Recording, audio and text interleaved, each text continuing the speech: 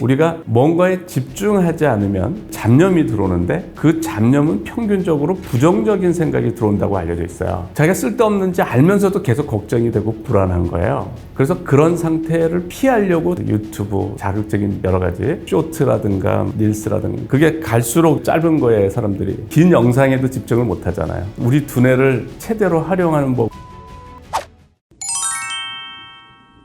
여러분 안녕하세요. 베스트셀러 작가 항롱문이고요. 서울대학교를 정년하고 지금은 몰입 아카데미를 운영하고 있습니다.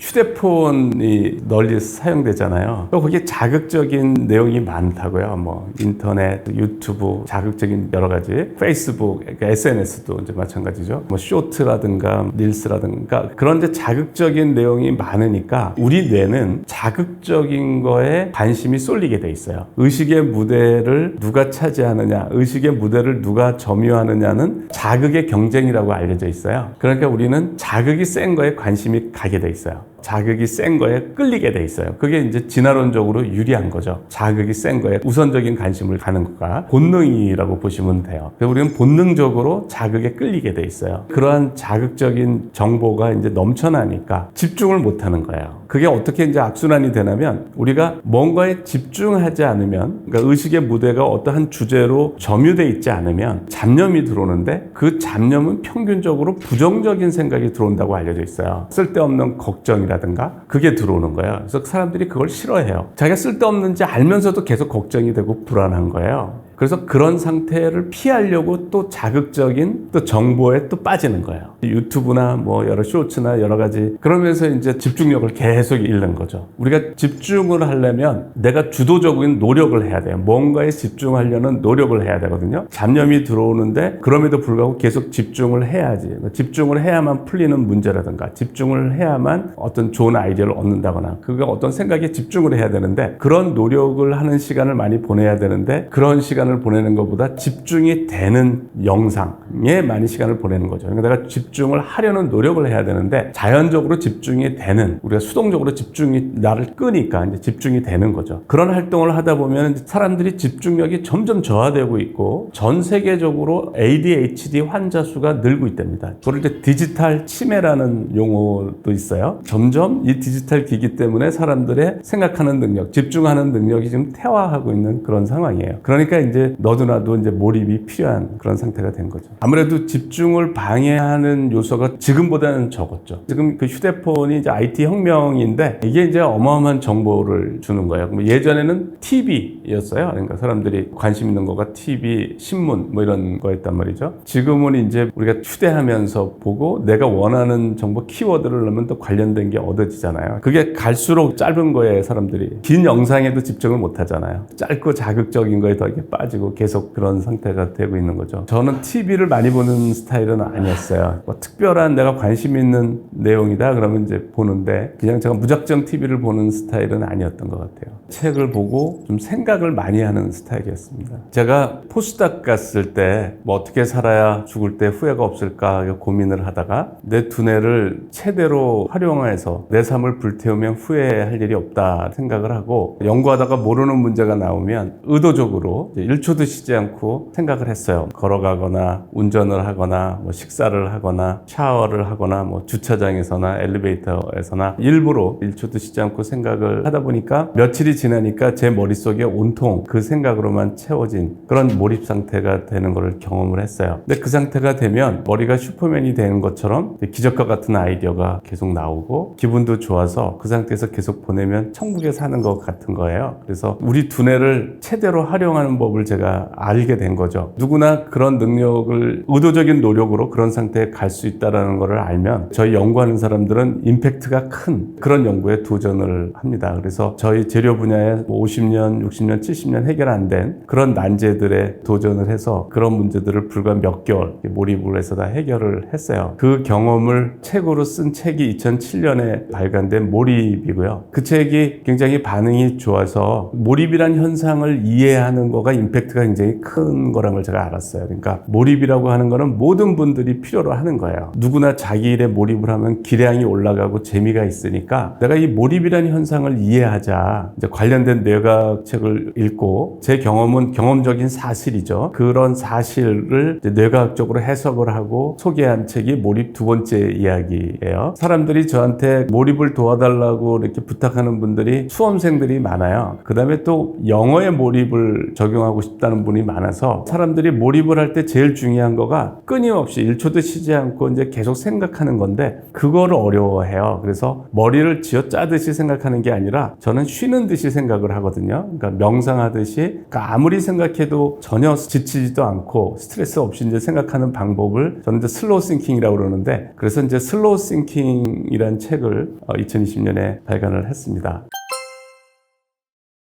몰입은 무언가에 빠진다는 의미예요. 몰입은 집중된 상태가 시간적으로 길게 지속이 되는 상태예요. 몇 시간이 지난지 모르게 시간이 가거나 제가 이제 고도의 몰입 상태를 보내다 보면 뭐 며칠 동안 그냥 보내거든요. 긴 시간을 집중된 상태로 보내는 게 제가 말하는 몰입입니다. 뭐 어떤 문제에 몰입을 하면 그 문제가 풀릴 때까지 몇 개월 몰입 상태에 물론 들어갔다가 또 일상의 삶이 있기 때문에 빠져나와야 될 때가 있어요. 빠져나오고 다시 그 상태로 들어가는데 꼬박 3일이 걸려요. 3일 동안은 굉장히 노력을 해야 돼요. 계속 잡념이 들어오는데도 그 생각을 하려고 잡념이 들어오면 잡념을 쫓으려고 하면 안 되고 다시 그 생각을 의식의 무대에 올려놓으면 돼요. 원래 했던 생각을 다시 하면은 잡념은 밀려나요. 이런 과정이 몰입도를 올리는 과정이에요. 이런 의도적인 노력이 잡념을 이겨요. 처음에는 작은 자극이었는데 얘의 자극이 커져요. 얘의 의식의 무대에 올려놓으면 그 의식의 내용이 무의식의 생중계가 되거든요. 그러니까 무의식은 장기 기억인데 장기 기억. 내가 어릴 때부터 학습하고 경험한 모든 기억이에요. 그 장기 기억이 시냅스라고 보면 돼요. 그래서 내가 계속 얘를 무대 위에 올려놓으면 얘랑 관련된 장기 기억들이 활성화가 되기 시작해요. 그 활성화된 정도가 몰입도라고 제가 정의를 하는 거예요. 이 무의식은 온갖 종류의 무의식이 다 있거든요. 얘랑 관련된 것들이 선택적으로 활성화가 되는 겁니다. 그게 이제 시간이 걸리면서 활성화가 계속 되죠. 그거가 이제 연속적으로 생각을 해야 이제 효과가 있는데 그 이유는 이게 활성화도 되지만 비활성화도 되거든요. 이 장기 기억이. 비활성화되는 속도보다 더 빠른 속도로 활성화를 해야 계속 이제 몰입도가 올라가니까 의도적으로 1초도 쉬지 않고 생각을 하는 거죠. 어쨌든 시간이 지나면 이게 몰입도가 올라가는 건 자연 법칙이더라고요. 그거는 자연 법칙이니까 그 시간이 생각보다 좀 걸려요. 사람들이 생각하는 것보다. 근데 걱정하지 말고 계속 그 문제를 생각하고 또 잡념이 들어서 딴 생각을 하면 다시 알아차리고 다시 그 문제를 또 생각하고 하면은 이 내용이 이제 의식의 무대를 장악하게 되는 거예요. 그러면서 지적인 역량이 올라가죠. 기량이 올라가고 재미도 있고 이런 상태가 되는 거죠.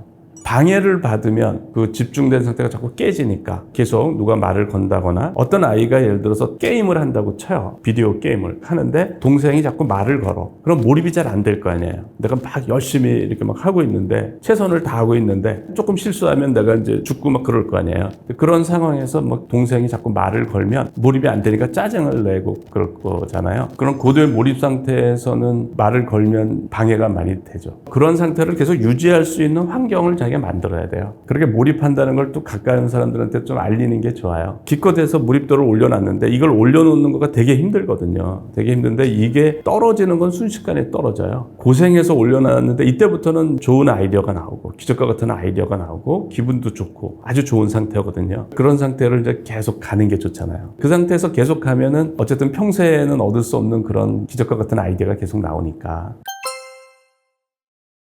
제가 학부 지도 학생들이 있어요. 그 신입생 한 14명하고 대화하는 시간을 가져야 돼요. 그래서 신입생과 14명하고 점심 식사를 같이 하면서 물어봤어요. 니네들이 서울대를 들어왔는데 서울대를 들어왔다는 얘기는 공부를 열심히 했다는 얘기고 친구들보다 열심히 했을 텐데 더 많은 양의 공부를 했을 텐데 친구들이 놀 때 공부를 했다는 얘기니까 그래서 더 힘들었니? 이렇게 물어봤어요. 저도 그거 대답을 듣고 놀랐는데 한 명도 더 힘들었다는 학생이 없어요. 한 명도. 근데 물론 이 데이터 해석이 이제 여러 가지 가능성이 있어요. 하나는 결국 합격했기 때문에 그 과정의 해석을 달리할 수도 있어요. 그 과정이 힘들지 않았다. 이제 이렇게 해석을 할 수도 있고요. 아니면 공부를 잘하는 애들은 대체로 몰입을 했다. 그러니까 힘들게 공부하지 않았다. 그냥 집중한 상태에서 계속 보내서 친구들보다 결코 힘들지 않게 공부했다. 그 두 가지 효과가 다 있을 텐데 어쨌든 제가 받은 인상은 공부를 잘하는 학생들이 대체로 힘들게 하지 않는다라는 거예요. 대체로 몰입을 하는 거예요. 그 학생들은. 뭔가 사람들이 몰입 그러면 굉장히 긴장하고 힘주고 이렇게 생각하는데요. 제가 하는 몰입은 힘을 빼고 그러니까 편안하게 명상하듯이 이렇게 몰입을 하는 거예요. 이런 상태라면 내가 평생을 할 수 있겠다 할 정도로 쉬는 것처럼 느껴져요. 그게 올바른 슬로우 싱킹이에요. 그 무여 스님이란 분이 참선을 하는 간화선을 하시는 스님인데 그분이 쓴 책이 쉬고 쉬고 또 쉬고예요. 책 제목이. 템플스테이 제목도 쉬고 쉬고 또 쉬고인데 제가 몰입할 때 바로 그거예요. 계속 쉰다는 느낌으로 생각을 하는 거예요. 편하게. 저한테 이제 몰입을 도와달라고 하는 그 학생 중에 공부를 못하는 학생들도 있어요. 그러면은 제가 이제 몰입할 수 있는 방법들을 쭉 얘기를 해줘요. 그 학생들이 그 말을 따르면 다 그 학생들도 몰입도가 올라가요. 예를 들어서 재수생인데 집중을 못한대요. 도저히 자기가 집중이 안 된다. 일단 몰입 여러 가지가 있는데 한 과목을 지속적으로 하라고 그러거든요. 우리가 A라는 과목을 하면 A와 관련된 시냅스가 활성화가 되는 거거든요. 이게 활성화가 많이 돼야지 이제 몰입도가 올라가서 몰입에 긍정적인 효과가 나타나는데 이걸 산에 오르는 거라고 보면 돼요. 그러니까 오르막길이에요. 몰입도를 올리는 과정은 산을 올라가는 것처럼 힘이 들어요. 근데 정상에 가면 좋은 시간을 보낼 수 있잖아요. 몰입도를 충분히 올려놓으면 그때부터는 재미있게 공부도 잘 되고 진도도 빨리 나고 이런 상태가 되거든요. 그런데 아이들이 과목을 이제 수시로 바꾸면 A에 관련된 뉴런과 시냅스가 활성화됐다가 다시 B로 바꿔버리는 거예요. 기껏 활성화 조금 시켜놓은 거 다시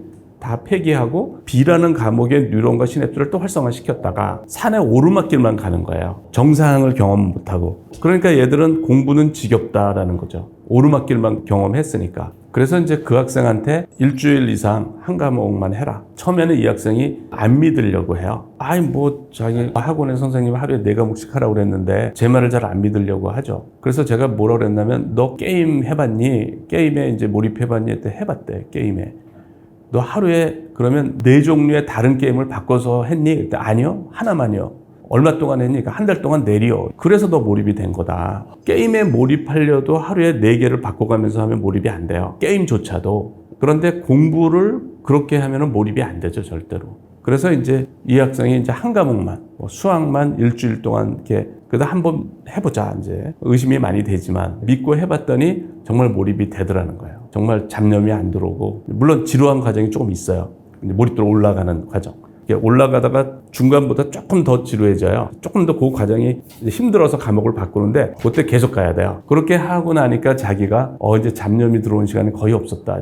이제 일주일 이렇게 하고 그래서 또 일주일을 더 하라고 그랬어요. 이제 이렇게 집중을 못하는 애가 몰입도를 올려놨는데 그걸 또 바꾸면 안 되잖아. 그걸 계속 하면은 몰입 효과들이 나타나요. 제가 이제 연구를 하기 때문에 저는 과학적으로 접근해요. 과학적인 접근이라고 하는 건 참의 명제로부터 또 다른 참의 명제를 찾아내서 그걸 애드하는 거거든요. 그것이 이제 검증이 안 될 때는 가설이고 그걸 또 검증을 하고 이런 과정을 계속 하는 거가 과학적인 접근이에요.